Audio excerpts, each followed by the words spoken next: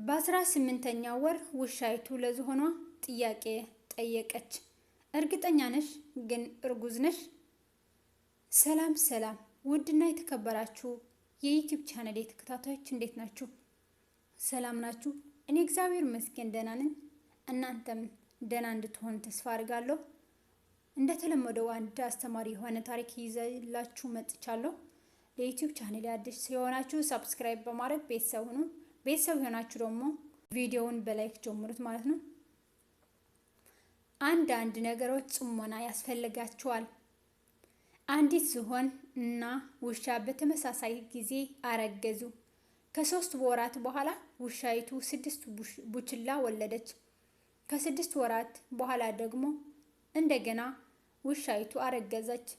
በ9 ወር ውስጥ እንደገና 6 ቡችላው ደገመች። እንዲህ ያለች ጉዳይ ቀጠለ። በ18ኛው ወር ውሻይቱ ለዝሆኗ ጥያቄ ጠየቀች። እርግጠኛ ነሽ ግን እርጉዝ ነሽ? ሁለታችን በተመሳሳይ ጊዜ እርጉዝ ነበርን። እኔ ለ3ኛ ጊዜ ወለድኩ። እንደምታያቸውም ልጆቼ አድገው ታላላቅ ውሾች ሆነዋል። ነገር ግን አንቺ እስካሁን እርጉዝ ነሽ? ምን እየተካሄደ ነው? ብላ ጠየቀቻት። ውሻይቱ ዝሆኗን በጥያቄ ደግሞ አፋጠጣቻት። ዝሆኗም ረጋ ብላ መመለስ ጀመረች። የሆነ ነገር እንዲገባሽ እፈልጋለሁ። እኔ የተሸከምኩት ነገር ቡችላ አይደለም። እኔ የተሸከምኩት ዝሆን ነው። እሱንም በ2 ዓመት ውስጥ አንዴ ብቻ ነው መውለድ የምችለው እና ግን የወለድኩት ዕለት አንዴ ብቻ መሬቱን ሲረግጠው ምድር ይንቀጠቀጣል።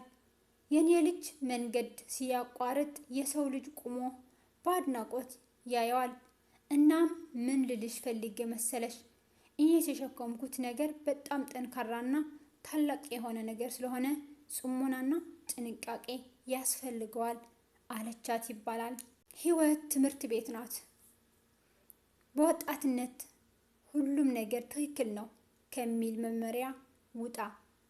ሁሉንም ካላየው አላምንም አትበል። ሰምቶ ማመን ከተጎዱት መማር አስተዋይነት መሆኑን አትርሳ። የ80 ዓመት እውቀትን ለመገብየት ግድ 80 ዓመት መኖር የለብህም። 80 ዓመት ከኖሩት በትህትና መጠየቅ ይገባሃል። ምክርን ብትሰማ በነፃ ትማራለህ። ምክርን አልሰማ ብትል ግን በዋጋ እንደምትማር እወቀው። በዋጋ መማር ግን አድካሚ ደግሞም የሚያስመርር ነው ብለህ ከሆነ በሰው ከደረሰው ትማራለህ። ሞኝ ከሆንክ ግን በራስህ ሲደርስ ትማራለህ። የታየህን አሳይ፣ ያልታየህን አትጥራ። በደንብ ያልተረዳኸውን አታስተምረው።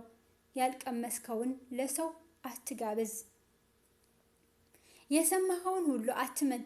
ያየኸውን ሁሉ ስጡኝ፣ የተናገርከውን ሁሉ ፈጽሙ አትበል። የሰጠኸውን እርሳ እንጂ አታውራ። ፍጻሜውን ሳታይ ምስጋና አታብዛ። ቀኑ ሳይመሽ ቀኑ ጥሩ ነው አትበል። ዓይንህን የፊቱን ቢያይ ልብህ የኋላውን ያስብ። ነገ ላይ እንድትደርስ የትናንቱን አትርሳ። የምትሄድበት እንዳይጠፋህ የመጣህበትን አትዘነጋ።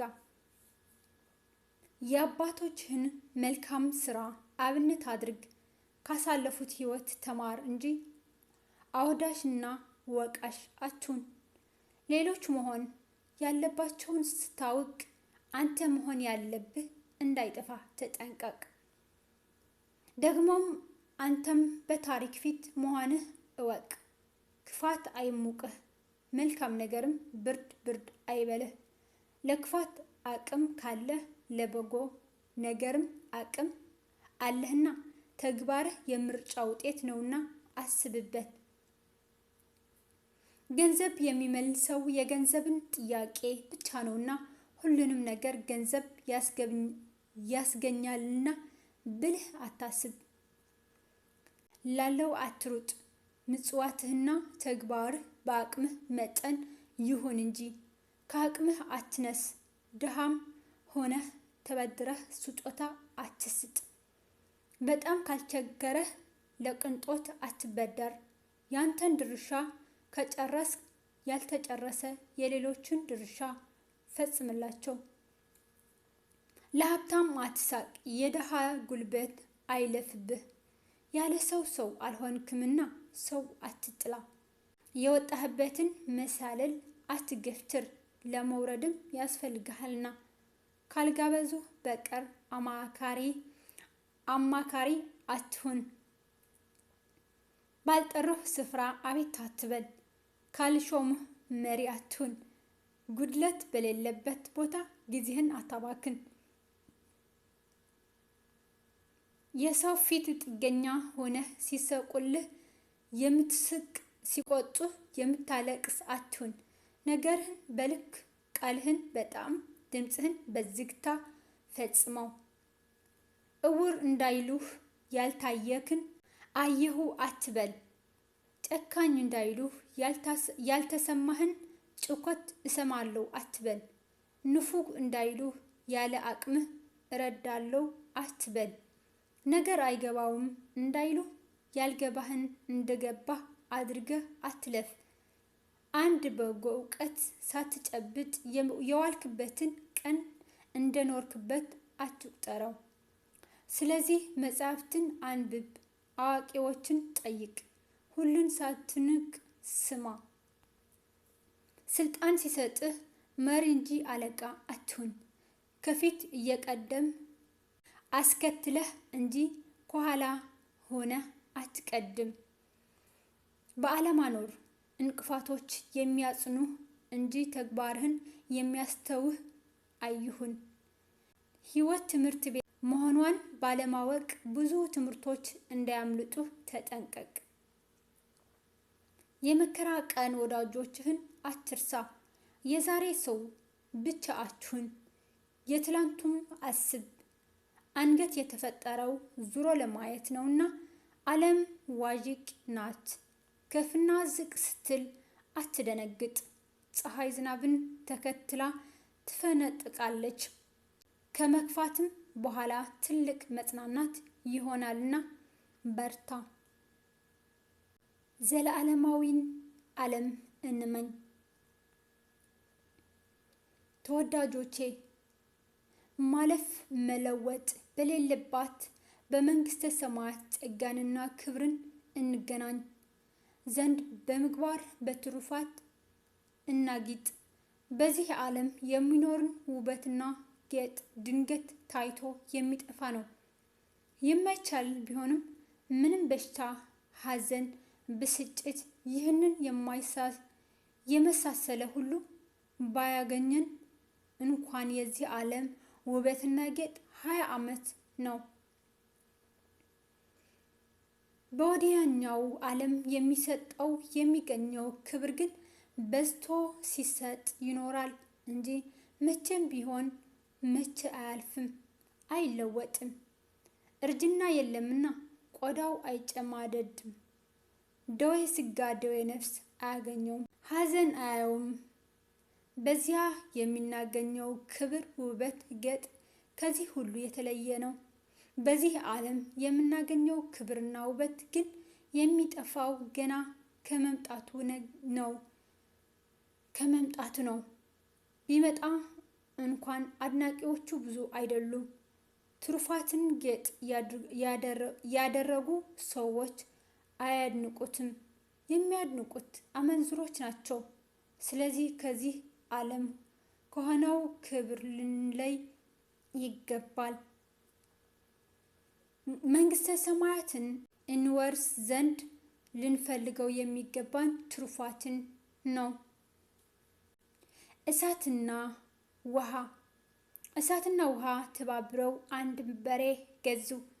የዕለቱ ዕለት በሬያቸውን ሌባ ሰረቀባቸው። በዚህ ጊዜ አቶ እሳት እንዲህ አለ፣ ባልንጀራዬ ሆይ ያው እንደምታውቀው ካንተ በስተቀር ሁሉንም አሸንፋለሁ። ስለዚህ አሁን አፋጣኝ ተነስቼ ቤቱንም ደኑንም ሳሩንም አቃጥዬ የበሬያችንን ሌባ ፈልጌ ላገኘው አለው። ውሃ በበኩሌ ወንድም ጋሼ እሳት ምን ነው እንደዚህ ማለት? የሰረቀውንም ደህነኛውንም አንድ ላይ ማቃጠል አይገባም? ሌባውን ለመያዝ ከሆነ የሚቸግረን ነገር የለም፣ አሁን እናገኘዋለን ብሎ አጽናናው። እጠብስ ያለ ካንተ አጥብ ያለ ከኔ ብቅ ይላል፣ በዚህ ጊዜ እንይዘዋለን አለው። ይህን ከተባባሉ በኋላ ከጥቂት ጊዜ በኋላ አንዱ ቅልጥም ይዞ ወደ እሳት መጣ። አንደኛውም ደግሞ ጨጓራ ሊያጥብ ወደ ውሃ ዘንድ ጎራ አለ።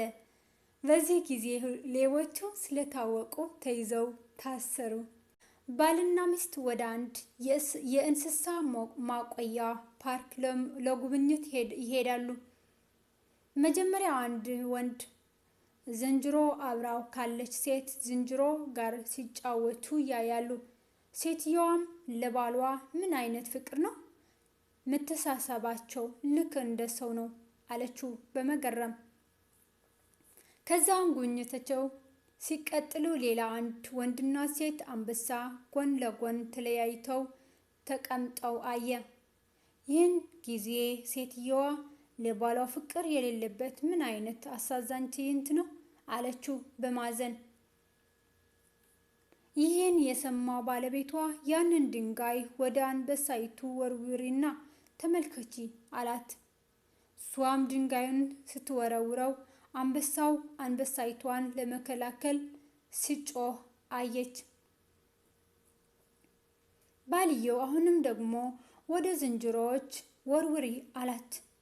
እሷም ለአንበሳው እንዳደረገችው ድንጋይ ወደ ዝንጀሮዎች ስትወረውር ወንዱ ዝንጀሮ ራሱን ለማዳን ዘሎ ዛፍ ላይ ወጣ። ሴቷን ዝንጀሮ ጥሎ ሸሸ። ባሏም ወደ ሚስቱ ዞር አለና እንዲህ አላት፣ በምታዩ ነገር አትታለይ። ያየሽው ድራማ ሁሉ ፍቅር አይምሰልሽ። ብዙ ጊዜ ባዶ ልብን ለመደበቅ ሲባል የሚታለል አስመሳይ ገጽታ አለ። አንዳንዶቹ ደግሞ አሉ ዝምተኞች፣ ታይታን የማይፈልጉ ልባቸው ግን በንጹህ ፍቅር የተሞላ ለጓደኛቸው የሚሞቱ። በአሁን ጊዜ እንደ ዝንጀሮ የሆኑ ብዙዎች አሉ። ጥቂቶች ደግሞ እንደ አንበሳው የሆኑ አሉ አላት። ውድና የተከበራችሁ የቻናሌ ቤተሰቦች የዛሬ ታሪካችን ይሄ ይመስላል። ከዚህ ብዙ እንደምትማር ተስፋ አድርጋለሁ። በቀጣይ በሌላ ታሪክ አስተማሪ የሆነ ይዘላችሁን እስከሚመጣ በያላችሁበት ሰላማችሁ ይብዛ። ለቻናሌ አዲስ የሆናችሁ ሰብስክራይብ ማድረግ አትርሱ። ቪዲዮው ደግሞ በላይክ ጀምሩት። ላይክ እያደረጋችሁ በኮሜንት አበረታቱኝ። ከልብ አመሰግናለሁ ስለምታደርጉልኝ ሁሉ ነገር ከልብ አመሰግናለሁ። ወዳችኋለሁ። መልካም ጊዜ ይሁንላችሁ። ባይ